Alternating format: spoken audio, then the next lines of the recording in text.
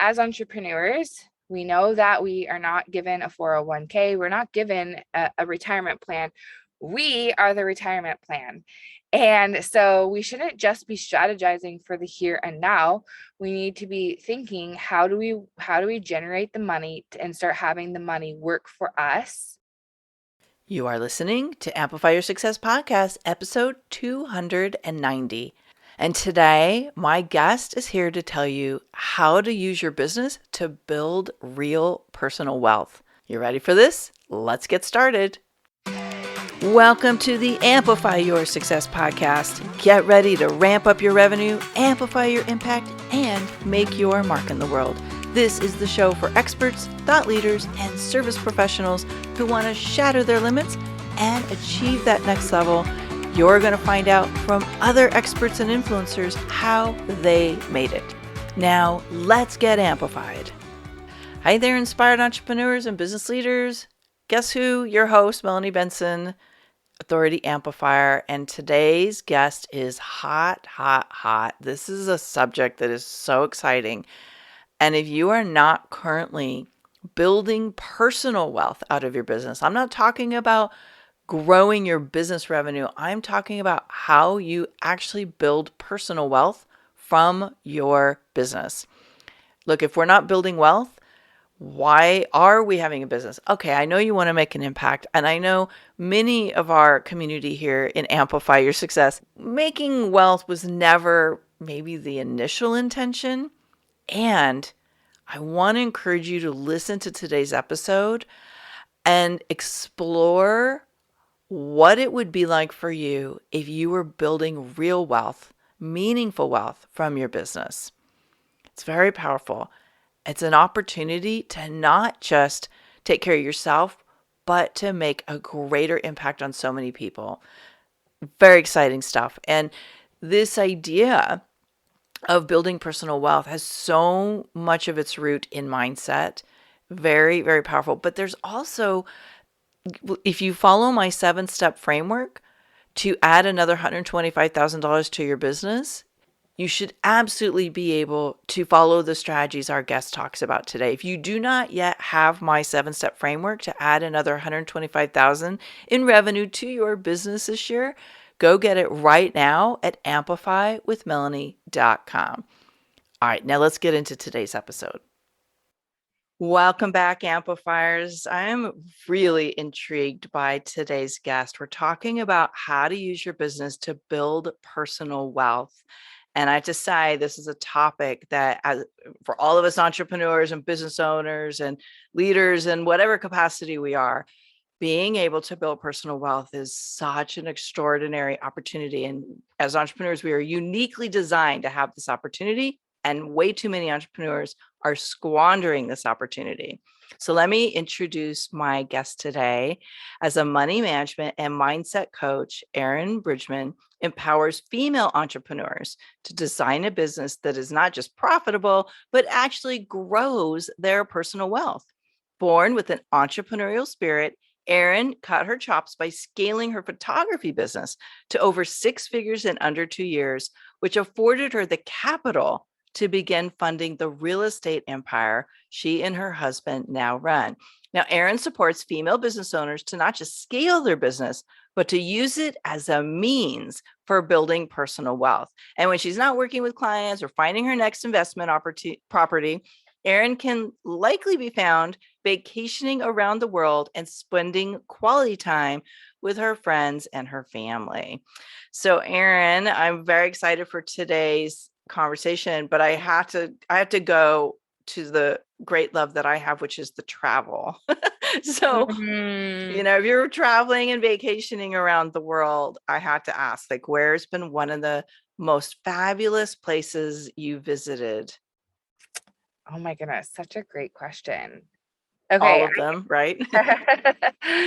Yeah, I loved Bali. We went to Bali, and we became scuba diving certified there and introduced into that whole world, which is so amazing. And I spent a lot of time in Eastern Europe, and I'm excited to be able to go back and experience it in new ways with my husband. He's never been. And so that is on the plan for the next year. Love that. That's on my bucket list too. But I'm still kind of caught up in a Europe phase. So I keep going back to Italy and whenever I get the chance. So that's where my great love is right now. They don't have a lot of snorkeling in Italy either. It's not one of the hot things to do there. I love it. Could you imagine? Hey, one of the things, I don't even know if this is real, I should do research, but I'm pretty sure Greece has like some really cool ruins that you can dive. And that's like on my bucket list, but I'm like, I'm pretty sure that exists. All right. Well, you're gonna have to get back to me on that because Greece is also on our travel list. So maybe we can combine all our loves. All right. Well, let's talk a little bit about this extraordinary leap you made. And I first of all, I just have to acknowledge you because recognizing that our businesses could provide financial capital to fund like the future of our wealth building is a very unique mindset for a woman. And it's not because women aren't smart. It's not because women can't be good with money, but I find that many of them do not have that framework as they get started. And so I'm super excited to dig into this. First of all, what was the reason? Like, what was the catalyst for this leap from, okay, I run a photography business to now I'm going to like build personal wealth with real estate and all the other things you do? Yeah. Well, I've always been a dreamer, and I've always felt like, especially when money was an object, well, I can just figure out that's not something to stop me. I'll just figure out how to make the money, manage the money, think about the money, whatever it is. And so that's kind of always been in my spirit from when I had to pay for college myself and had been spending a couple years in Europe. So I had no money. I said, okay, so I took on being a door-to-door sales girl. I think one of the hardest ways you can ever do sales is cold calling, knocking on doors. And I said, I'm going to do it. And I finished in the top 10 of the nation of first years, just freaking knocking on doors in Iowa. And so this is kind of like I think a partly a natural part of me that I have worked to nurture. And also my partner, my husband, Brent, amplifies inside of me. And so we graduated, and we love to look back. Actually, we were just sorting through a closet since I'm getting ready to have a baby. I'm like massively nesting.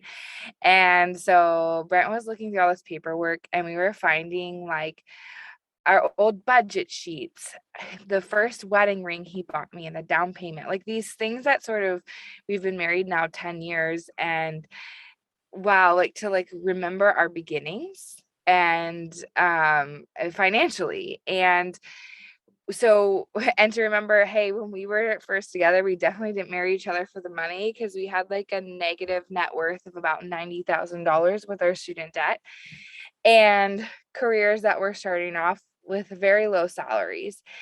And I didn't allow that to be something that then I conformed to, okay, this idea of restriction and I have to just live this limited life.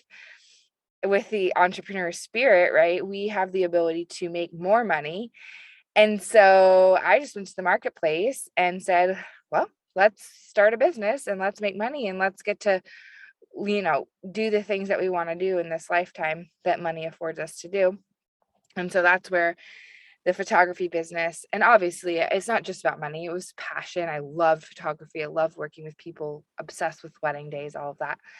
And Brent and I's philosophy has always been that we don't want to just work for money, but we want money to work for us. And Brent always calls our dollar bills soldiers, and we want them to be out at work working for us. And so as we were thinking about our position at that time financially, being in deep debt from student loans, we saved up $18,000, which was significant for us at the time. I mean, my full salary for a year was $20,000. So to have $18,000 saved up from photography was huge. And we said we can buy an asset that produces enough money for us to pay off all our student loans, or we could take the $18,000 and pay one student loan off. And so this was our first huge sort of step into helping us have money work for us and seeing the power of investment. And that was back, oh my gosh, 2014. So that was 8 years ago. And so that has been like sort of, I guess, a bit of my story and how I have kind of developed this philosophy in life and kind of lived into that. Mm. It's very powerful. And what got me super curious as I was listening to you share your story is I want to understand your thinking, because so many people start a business and then the business just keeps reinvesting in the business, but you had the foresight to have the business fund the bigger wealth production.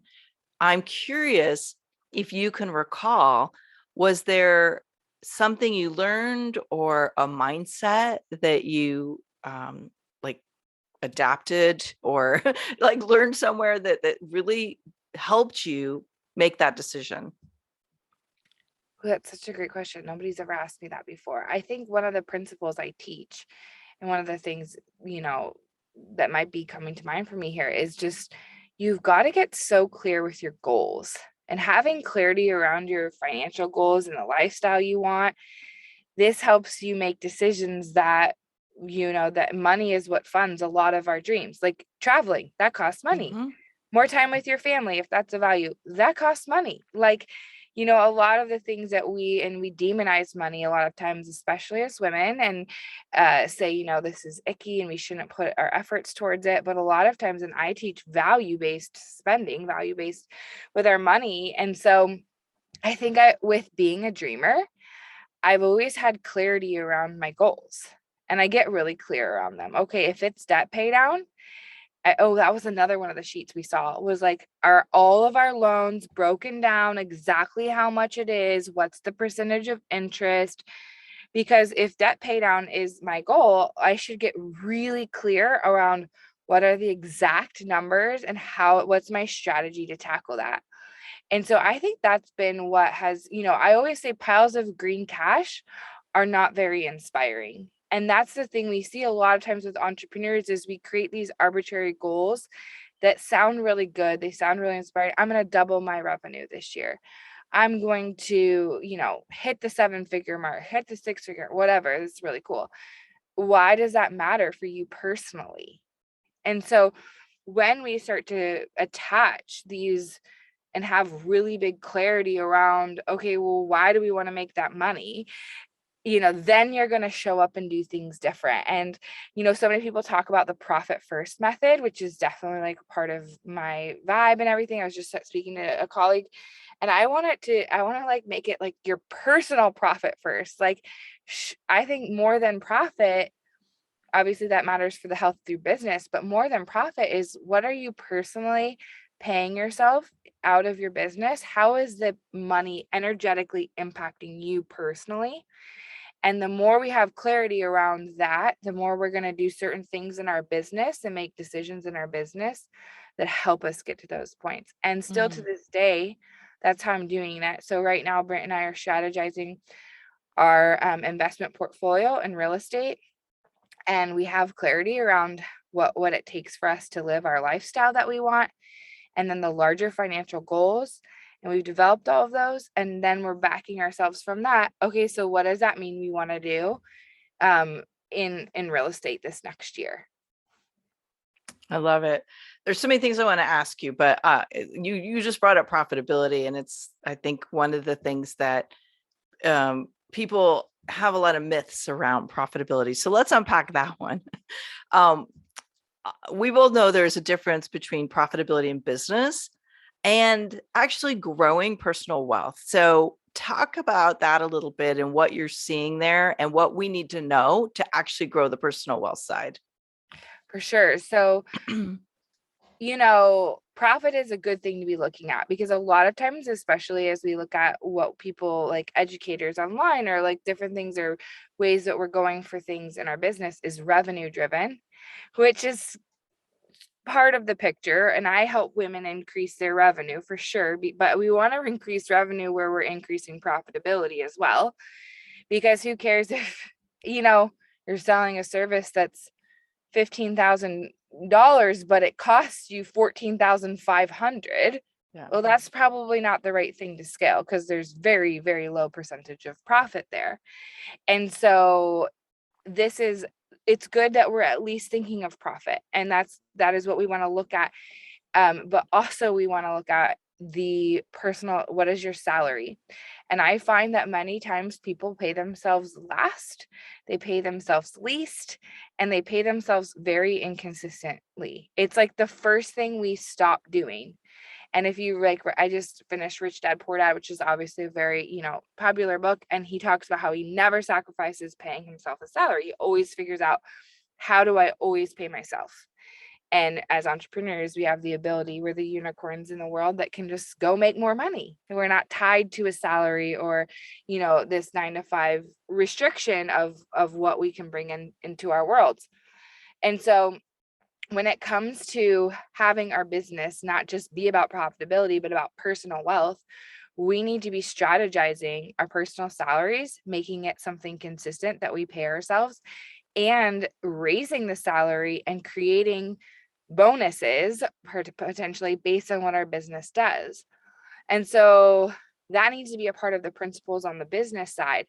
But really, how do we create informed salaries? How do we create motivation around giving ourselves that salary and giving ourselves that bonus? Is having and being the CFO in our personal lives. And so that means, and this is what I teach in my money matrix we've developed, is that you understand your current lifestyle. You understand monthly what it costs you to live, and in what I call a short-term savings annual kind of plan. This is birthdays and Christmas and vacations and things, camps and stuff that you, as a successful, wealthy person, plan for and know. And so that's the combination of your lifestyle. And then we go into, well, we have to have additional money then to go towards our greater financial goals. And so once we've got to be the CFO there in the personal life, so that we can see, okay, if I have a budget that's in the negative just in my lifestyle, I got to do something. I got to spend less or I got to make more.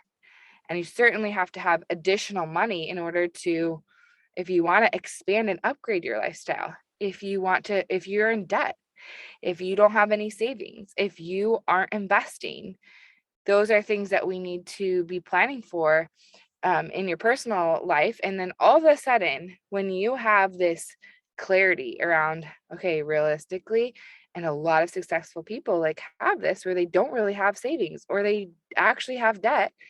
Well, you have $30,287 in debt.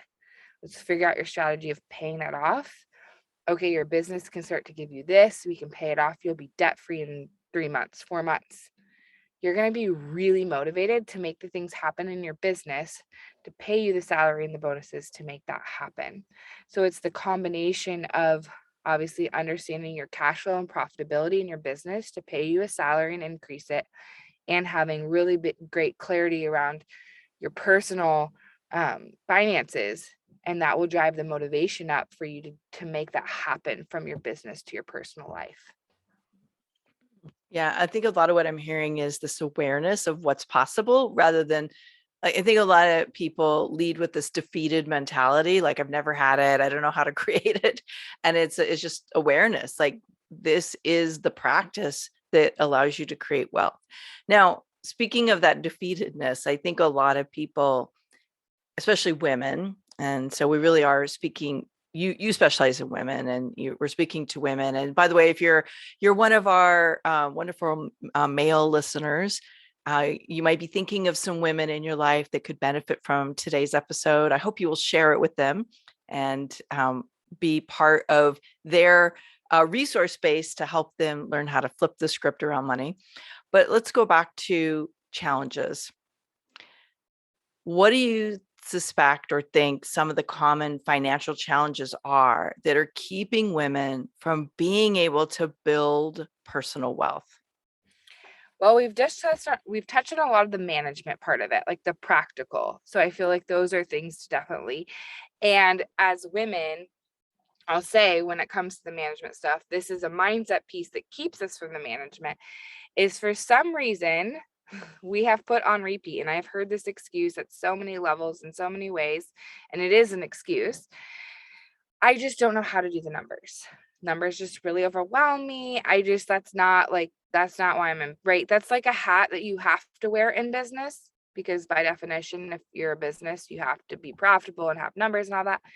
But many times we fall into entrepreneurship and it's like, oh, that's something I do. I'm an expert at speaking or coaching or whatever. And like the money stuff is just not me. I can't do numbers. I don't know spreadsheets. I can't make that work. And I love to call people out right there, because that's a limiting belief and a limiting label that you're putting on yourself and that you're reiterating to your subconscious over and over and over again, which is keeping you from being, money is power. So it's keeping you from being in full power in your business and in your life. And so I think that we have to change that narrative in order to start to step into the management piece. And I always say, nobody is born knowing numbers, knowing math, understanding money. It's a skill we can attain. Just like if you have a course, you didn't know how to do Kajabi and then you learned how to do it, and now you have a course. So it's the same thing, but there's also on top of this so many things we have to, when it's money, a topic so vulnerable, so loaded, that there's a lot more mindset work that I believe has to happen to help empower us to step into our wealth that we desire. And the way I approach it with money is, we build your musculature in your management part of things. All of a sudden, you know how to work a spreadsheet. Oh my gosh, this is making sense. I'm able to analyze things. I'm able to balance it. Like, you're getting this musculature at the same time that you're really like tapping into your thinking around money and your beliefs, and like, how do I amp these up? And they weave together and they really help each other. And so I think we've got this mindset work that we have to do, especially as women. If we look at, history and the way that we have been positioned as women in society around money, we've been very disadvantaged. That's just the reality. And money is power.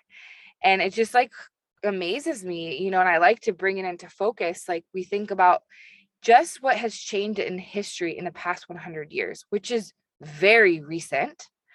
In the past 100 years, a woman could not open her own bank account or get her own credit card without a man. We were just in legislation and law was just being pushed towards equal pay for women and men. In 2021, women made 82 cents to the dollar on average of a man. And so we're not just up against our own stories or our own money journeys or our own familial constructs and constraints and gifts around money, but we're up against a whole systemic society and history. And so I think that's really good context. It's not to give us an excuse, but I love it to be like a motivation for why we as women, particularly entrepreneurs, who are the unicorns that get to sort of lead what I'm calling the wealthy woman movement, because you are the ones who have said, I'm ballsy enough, I'm gutsy enough to go into the marketplace and say, my service, my product is worth an energetic exchange of money. And also to be able to have the power to raise your prices, bring in more money, all of that. And so even more so should we be really working to nurture our headspace, nurture our mindset, and take on the responsibility of the management, because I believe that changes history, and it changes, I believe wealthy women will change the world because of who we become in the process. And we can see statistically, like, we are more altruistic. And yeah, so it's huge. Mm. There's a lot in that. And I love that you're helping women recognize that they can not just like break their own personal limits and shatter those pre-constructed fears and doubts they have about themselves, but we're also shattering ancestral limits and, paradigms that have kind of created this kind of like collective story about what wealth is possible, what wealth is like for women. So love this. I want to dig into the business side a little bit more, because we could probably do like a whole day of talking about this. This is like, I'm so passionate about this subject like you are. But I want to like dig a little bit deeper in for our listener today. What are the ways that you can use your business to become more personally wealthy? And maybe we can like drill into a couple really tactical level things that we can leave our listener with today. Yeah, so we talked about this a little bit, but let me talk through like the 5 financial goals that I um, kind of speak to when we have the access. So we got to pay ourselves a salary. We've talked about that consistently, bonuses, all of that. And so creating a financial plan for yourself. And so the 5 things I like to focus on are the first is savings. So having a savings plan and having that, and it truly being savings. Um, Making sure like debt position. So if you have bad debt, um, there is good debt and bad debt. We won't go into that. But if you have bad debt, having a plan to pay off your debt. Generosity is one that I always like to bring in, is like, are there ways that you want to impact the world through your money, and whether it's particular large gifts or a consistency in giving, lifestyle improvements. And so this could look like amplifying your current lifestyle, like and this is all value based to me when we do lifestyle improvements. It's not like, oh, Erinn's preaching that everyone needs to go around the world driving these luxury cars and living in mansions. It really should be based on your values. So if you have a value around, having special time with your children, then maybe it means you have to outsource laundry and cleaning so you can have that time with them. Or, maybe it's about them having really holistic experiences. And so you want them to get to go to camps and to travel the world and whatever. Your money really speaks to your values. It should. And so we want to amplify your personal wealth by helping you expand your lifestyle through what are your values. One of my big values is my home, my physical home. I am obviously in real estate. I do design, interior design. Like, I'm very inspired by my environment, but also I host a lot. People work out of this space. Our real estate company works here. I mean, we have kind of an open door policy. People come in and out. So I really put a lot of money into my home, into what it looks like, into it being clean, all of that. So really digging into your values and where do you want to amplify your lifestyle.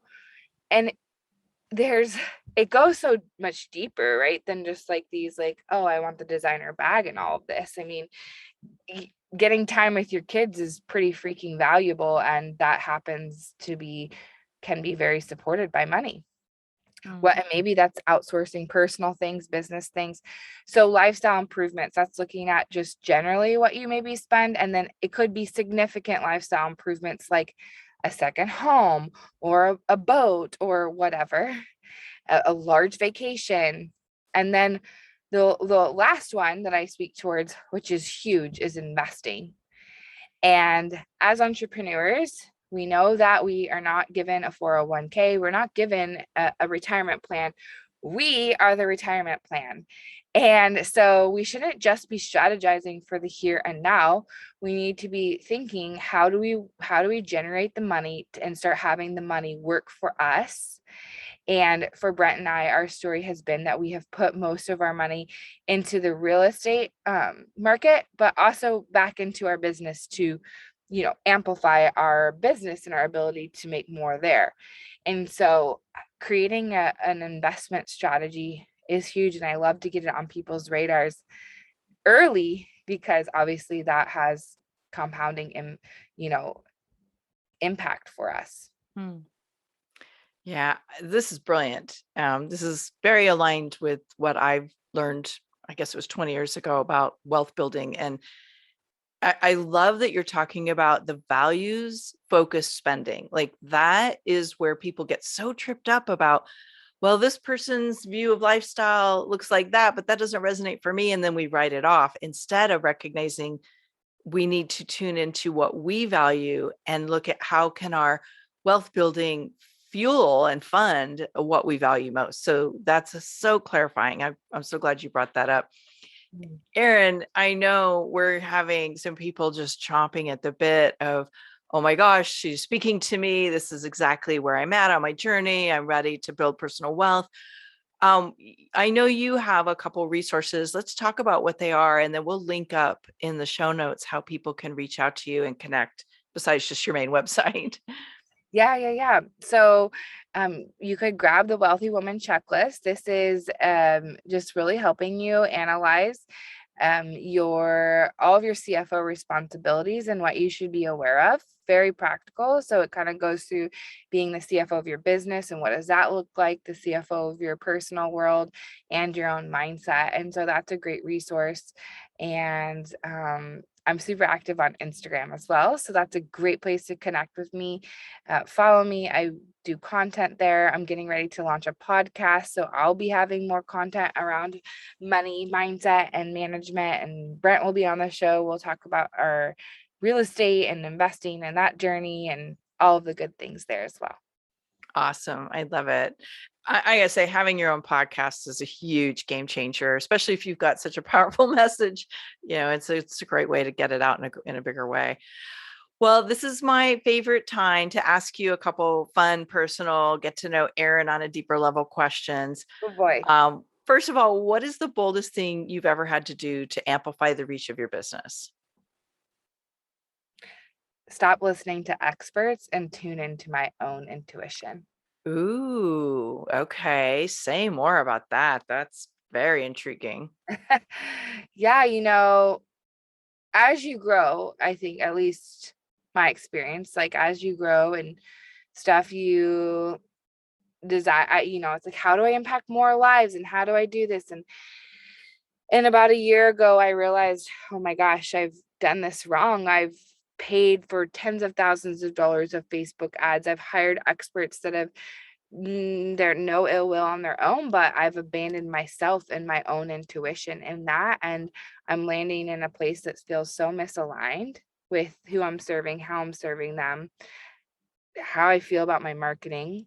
And I just had to have a real moment of facing like, this isn't it, and having the courage to do that after, you think about all the time and money you've spent to build it. Many times we're just like, well, we should just keep going. I mean, at this point. And I just stopped and let myself lean into my intuition, which has led me down this path where I've really niched around women and money and wealth and feel so aligned. Hmm. You know, I applaud you for that. And as an expert who people hire to coach with, it might surprise my audience to hear me say this, but I find it's very rare that you find a guide to help pull the best out of you by tuning into your intuition as the human being versus like the expert trying to kind of force feed their way on you. And I always go back to it's very important to know who you need and what you need at each stage of your evolution as a business owner. Because there are times you need a coach who can help you tap into that intuition, and maybe you've experienced that. And then there's times where you need somebody to teach you how to do something. And I think people don't also often know the difference and they hire the wrong kind of help. So I don't know if you noticed that I too, love but I that. certainly have. Yeah. Yep. And even like levels of coaching, like when you think about like with my intensive program, that's a lot more like, here, let me teach you a system, like let's dig into this and that. Then you work with me one-on-one, it becomes way more like, well, what are your values? What's your intuition? What are your blocks? Like, digging more into that Mhm. personal side of things. Yeah.